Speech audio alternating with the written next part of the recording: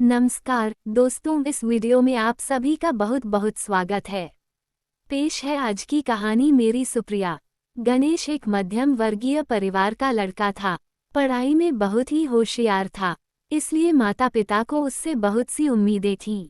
उसके पिता सरकारी दफ्तर में क्लर्क के पद पर आसीन थे, किंतु बेटे की पढ़ाई लिखाई में उन्होंने कोई कमी नहीं छोड़ी थी। बेटा, आज तुम्हारे कॉलेज का पहला दिन है। एक बात हमेशा याद रखना कि तुमने इस इंजीनियरिंग कॉलेज तक पहुंचने के लिए बहुत मेहनत की है। अब इस मेहनत को बेकार मत होने देना। ध्यान केवल पढ़ाई पर ही लगाना। गणेश के पिता ने कहा, आप चिंता ना करें पापा, मैं जानता हूं कि आपने कितनी मेहनत की है मुझे यहाँ तक पहुँचाने में। मैं आपको कभी निराश नहीं करूँगा। गणेश ने उनके पैर छूते हुए कहा। गणेश कॉलेज में केवल पढ़ाई पर ही ध्यान देता था। उसका कोई फ्रेंड सर्किल नहीं था। वह सारा दिन या तो लेक्चर अटेंड करता था या कॉलेज लाइब्रेरी में बैठकर नोट्स तैयार करता था। उसका ध्येय वही था जो अर्जुन का था, मछली की आंख।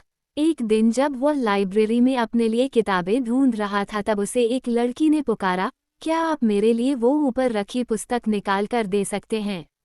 गणेश ने पलटकर देखा तो एक सांवले से रंग की, तीखे नैन नक्श वाली, पतली दुबली लड़की व्हील चेयर पर बैठी थी।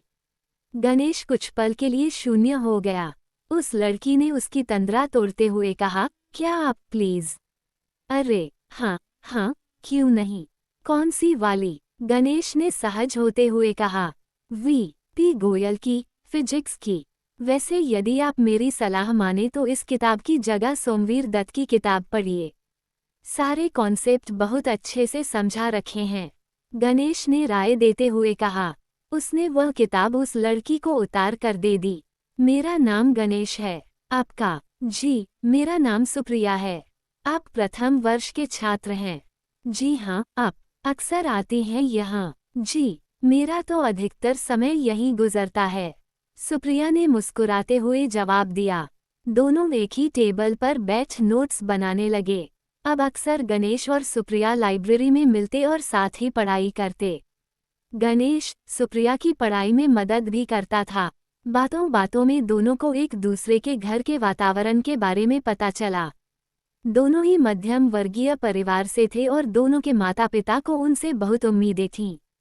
सुप्रिया की मां को ग्लूकोमा था, काला मोतिया, जिससे उन्हें अब ना के बराबर ही दिखता था। सुप्रिया घर जाकर ट्यूशन लेती थी जिससे वो अपने कॉलेज की फीस भर सके। उसके पिता आर्मी से रिटायर सिपाही थे। एक जंगल में उनका एक हाथ नहीं रहा। घर उनकी पेंशन से ही चलता था। धीरे धीरे दोनों एक दूसरे के करीब आने लगे, पर प्यार का एहसास शायद अभी नहीं हुआ था उन्हें। दोनों ने बहुत ही अच्छे अंकों से प्रथम वर्ष उत्तीर्ण किया था। बहुत बहुत बधाई हो गणेश, सुप्रिया ने खुशी व्यक्त करते हुए कहा। तुम्हें भी बधाई हो सुप्रिया। इस उपलक्ष्य में गणेश सुप्रिया को बाहर खाने पर ले गया। आज उसने सोच रखा था कि वो सुप्रिया से अपने दिल की बात कहकर रहेगा। खाना खाने के बाद जब गणेश ने सुप्रिया को अपने दिल की बात कही तो वह हैरान रह गई। गणेश, शायद होश में नहीं हो। तुम इतने समझदार होकर ऐसी बातें कर रहे हो। ऐसा क्या कह दिया मैंने सुप्रिया? क्या तुम मुझे पसंद नहीं करती या फिर किसी और को पसंद करती हो? मुझे लगा कि हम दोस्त से कुछ ज्यादा हैं। गणेश, ये क्या कह रहे हो? मैं भला किसी और को क्यों पसंद करूंगी? तो फिर क्या बात है जो तुम्हें रोक रही है? मैं तुम्हें दुनिया की हर खुशी दूंगा सुप्रिया, गणेश ने पूछा। अपने आप को देखो और मुझे देखो। क्या कहीं से भी मैं तुम्हारे लायक लगती हूँ? तुम इतने हैंडसम हो, सुशील हो, उज्जवल भविष्य है तुम्हारे सामने। और मैं अपाहिज, बदसूरत, अंधकार में भविष्य है मेरा। क्यों अपनी जिंदगी खराब करना चाहते हो तुम?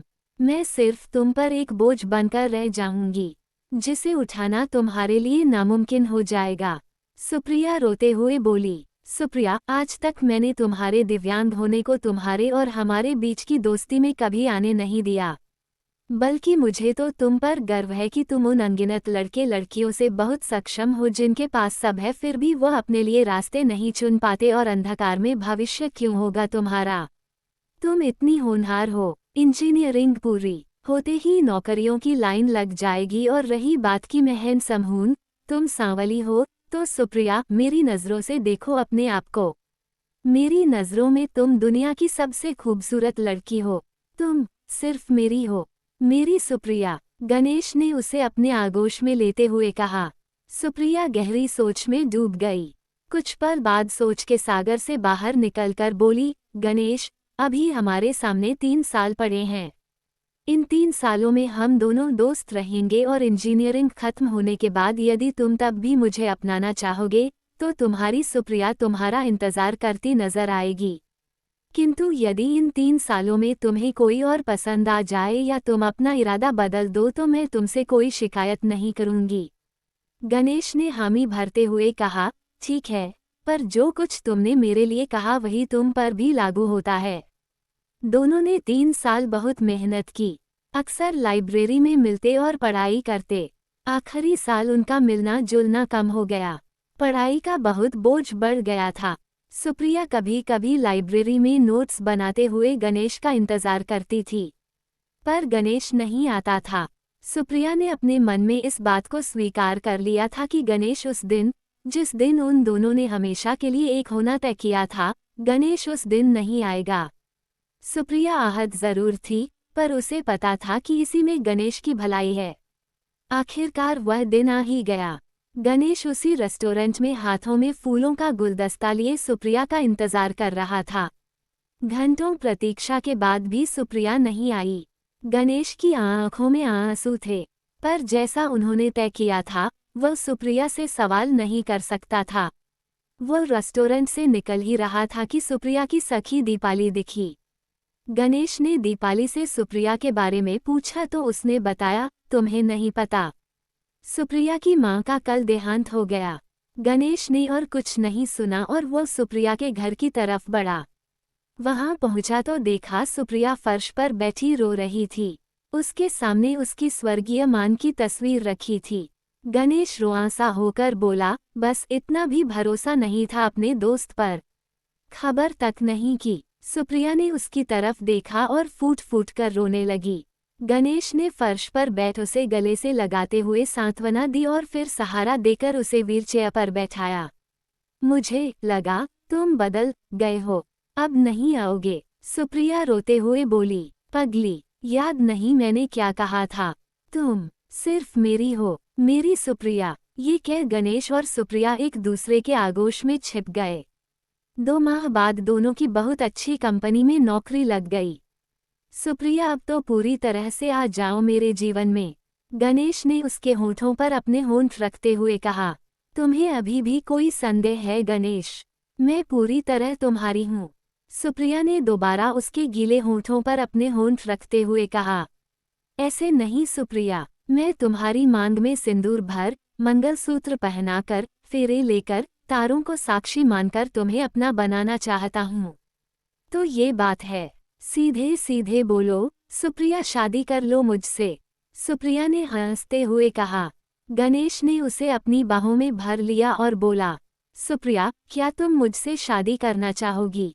पागल हो तुम, सुप्रिया तो कब से तन मन धन से तुम्हारी हो चुकी है। बस अब तुम इस सूनी मांग को अपने प्यार के रंग से भर दो, सुप्रिया ने अपनी बाहों को और कसते हुए कहा। आखिरकार 1 हफ्ते बाद दोनों ने बहुत सहज समारोह में मंदिर परिसर में अपनी शादी रखी। फेरों के बाद गणेश ने सुप्रिया को मंगलसूत्र पहनाया और मांग में सिंदूर भरा। सुप्रिया नम आंखों से गणेश की तरफ देख रही थी। गणेश के सिंदूर भरते ही सुप्रिया के पूरे शरीर में एक अलग ही एहसास दौड़ गया। उसे लगा जैसे सिंदूर की उस हल्की सी लाल रेखा ने उसके और गणेश के रिश्ते को हमेशा के लिए एक प्यार भरे बंधन में बांध दिया था। एक ऐसा बंधन जिसे वो दोनों कभी तोड़ना नहीं चाहेंगे। गणेश ने बहुत प्यार से उसके चेहरे को अपने हाथों में भरते हुए कहा, ये सिंदूर इस बात का साक्षी है कि तुम सिर्फ मेरी हो, मेरी सुप्रिया, और दुनिया की कोई ताकत इस तथ्य को झुठला नहीं सकती। सुप्रिया के पास शब्द ही नहीं थे। उसने अपने आप को गणेश के आगोश में छिपा लिया और फिर दोनों वहां से अपने घर की तरफ चल दिए जहां उनके परिवारजन उनका इंतजार कर रहे थे। दोस्तों, ये थी आज की कहानी। पसंद आए तो कमेंट्स, लाइक और शेयर जरूर कीजिएगा और चैनल पर नए हो तो सब्सक्राइब जरूर कीजिएगा। तो मिलते हैं एक नई कहानी के साथ। चैनल पर बने रहने के लिए बहुत बहुत धन्यवाद।